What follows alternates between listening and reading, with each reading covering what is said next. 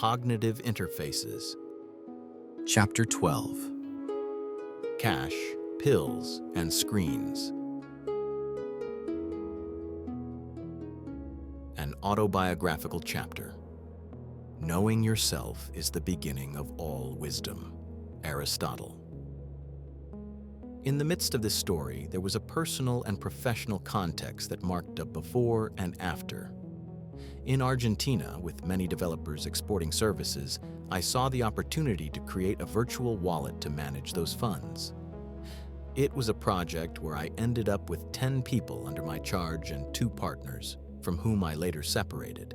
At the same time, I was going through a difficult personal process, a separation and a court case over my daughter's change of primary residence.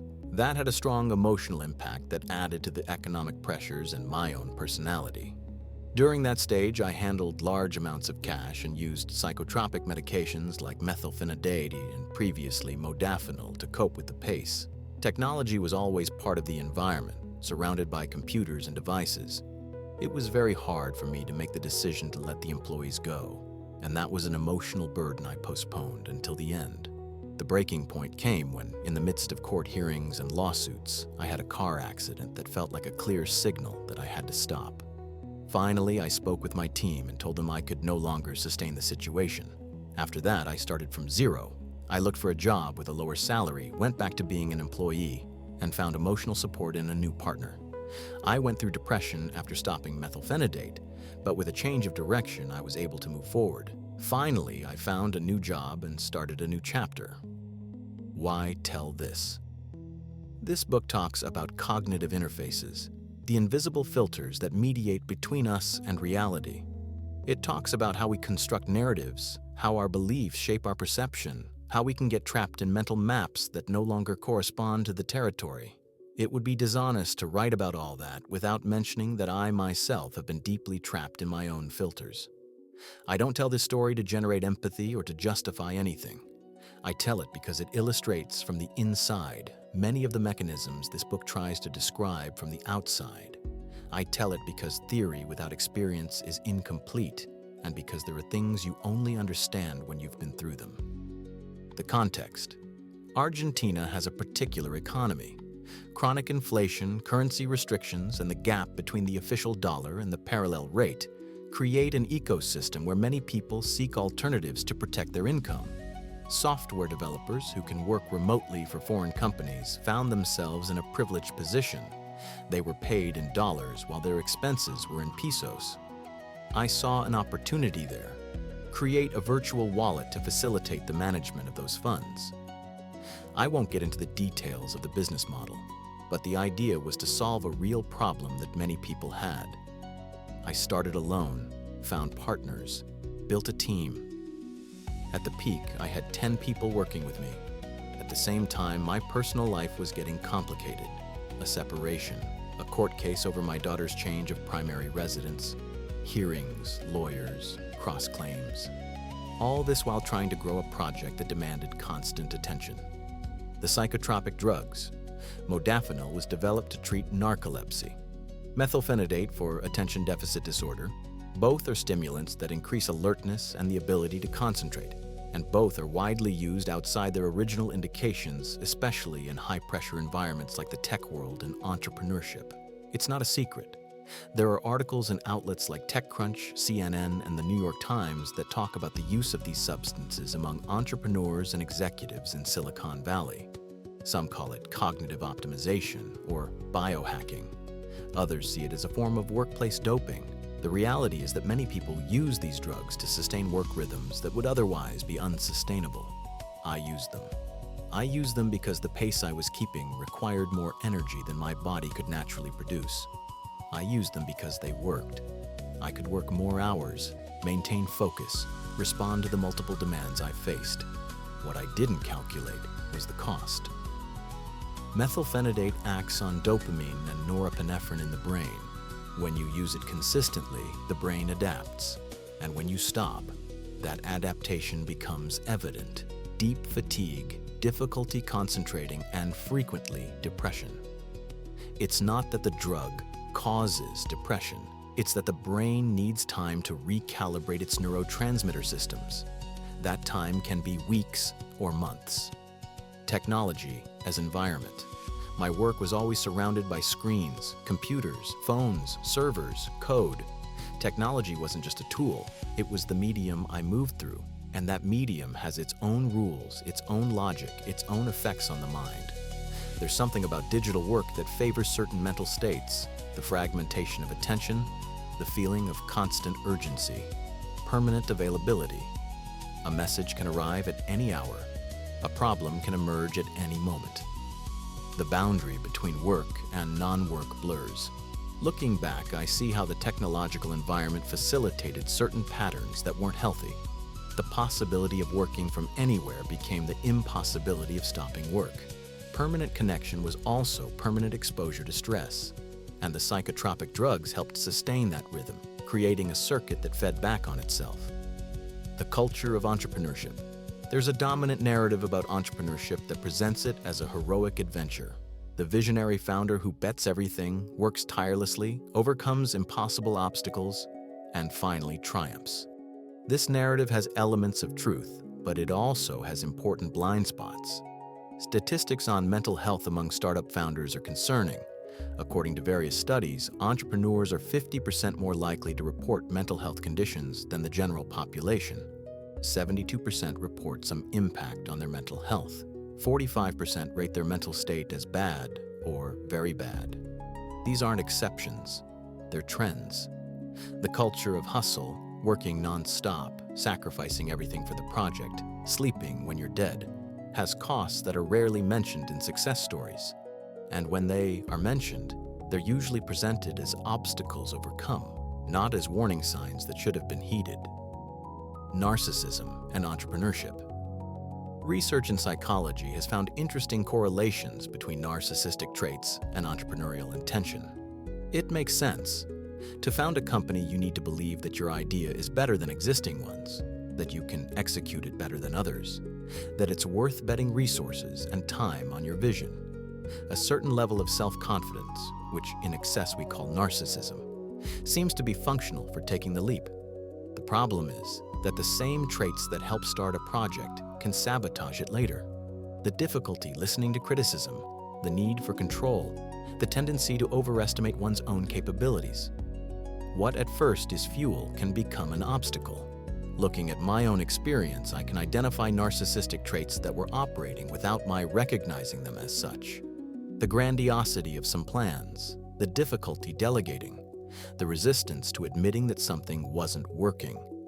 I don't say this as dramatic confession, I say it as retrospective observation. These patterns were there, influencing my decisions, and I didn't see them. The breaking point.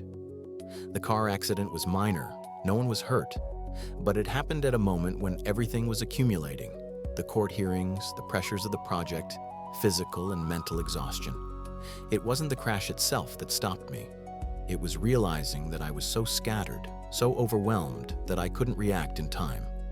There's something clarifying about accidents. They snap you out of autopilot. They force you to pay attention. For months, I had been functioning in reactive mode, responding to the urgent without space for the important. The crash was an interruption that allowed me to see the pattern. Shortly after, I talked to my team. I told them I couldn't continue. It was one of the hardest conversations I ever had to have, and I had postponed it for months because I didn't want to fail them. But the alternative, continuing to pretend everything was under control, was no longer sustainable. The depression. When I stopped the methylphenidate, the depression came. Not the philosophical depression of someone reflecting on the meaning of life. The other kind. The chemical one. The one that leaves you without energy to get up. The one that turns everything gray. Stimulant withdrawal symptoms include extreme fatigue, hypersomnia, difficulty experiencing pleasure, and depressive states that can last weeks or months. This is documented. It's not weakness of character, it's neurobiology. I changed psychiatrists. I started on fluoxetine. It took time, but gradually the gray began to have shades again. Recovery wasn't linear. There were better days and worse days, but the general direction was upward. starting from zero. I looked for an employee position. The salary was considerably lower than what I'd handled before, but there was something valuable in that simplification. Someone else took care of the big decisions. I just had to do my job and go home. I found support in a new partner. I won't idealize that either. Relationships have their own complexities. But having someone who holds you up when you can't hold yourself up makes a difference. The rebuilding was slow. There wasn't a moment of epiphany where everything fell into place. There were days where I functioned a little better than the day before. There were setbacks. There was patience. Mine, and that of those around me. The interfaces I couldn't see. This book talks about cognitive interfaces as filters that mediate our perception. During the years I just described, I was operating with several interfaces I didn't recognize as such. There was the successful entrepreneur interface, a set of beliefs about what it meant to be a founder, how I should behave, what sacrifices were necessary. This interface filtered reality in a way that reinterpreted warning signs as obstacles to overcome, not limits to respect.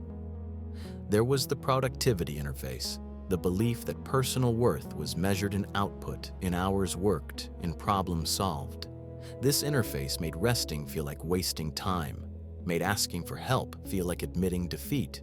And there were the more personal interfaces, harder to name, patterns learned in childhood about what it meant to be valuable, about how to handle emotions, about what to show and what to hide.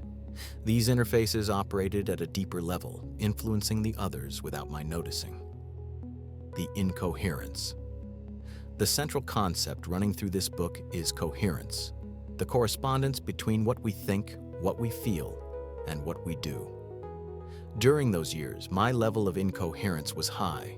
I projected an image of control while internally everything was crumbling. I said I was fine when I wasn't. I made decisions based on what I should do, according to my interfaces, not on what I actually needed. This incoherence wasn't deliberate lying. It was the consequence of not having access to my own internal states, of being so identified with the interfaces that I couldn't see what was underneath. The heart was transmitting one thing, the mind was telling another story, and the words coming out of my mouth belonged to a script that no longer corresponded to reality. The personal development literature I criticize in other chapters of this book, positive affirmations, visualization, manifesting, doesn't work when there's this level of incoherence.